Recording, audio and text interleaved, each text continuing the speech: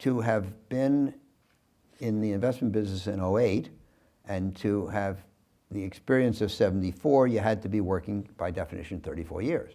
But the truth of the matter is that the investment business was terrible in the decade of the '70s. You couldn't get a job in the '70s. I know people, classmates of mine from grad school, who wanted to go into the investment business, but rather than get out in '69, when I did, they got out in '70, they couldn't get a job in the investment business for their whole lives. And they dug in other fields. But the point is, you had to have your job in the '60s. And that means by '08, you had to be working more than 40 years.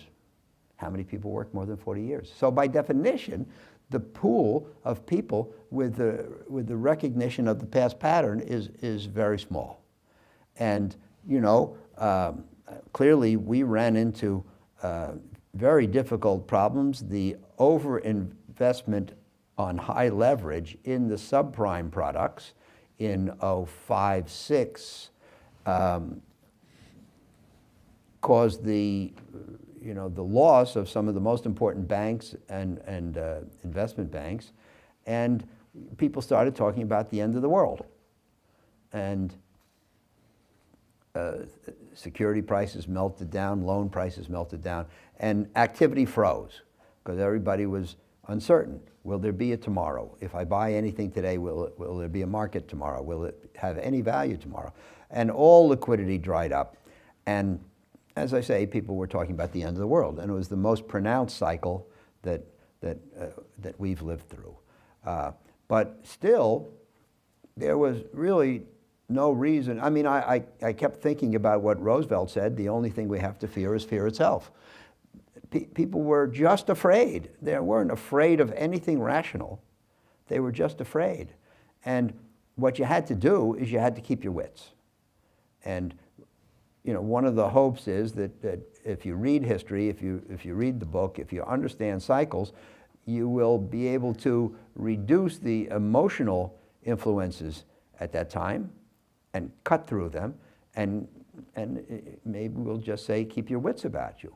So we concluded in late '08, after the bankruptcy of Lehman Brothers put the markets into free fall, that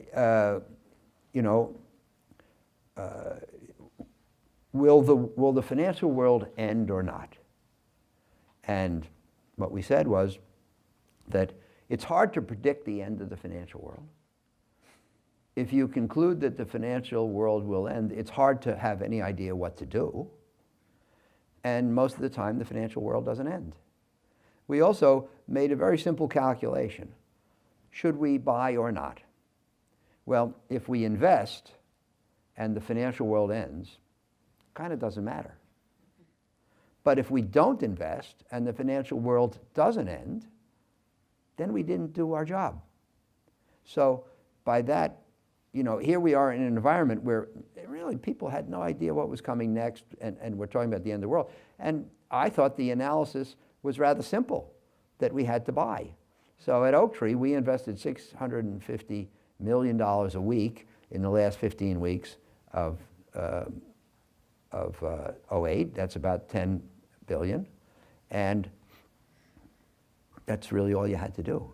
It almost didn't matter what you did as long as you bought. And it was a point in time in the cycle, and these points in time come along every once in a while, where you don't need conservatism, caution, risk control, discipline, patience, or selectivity.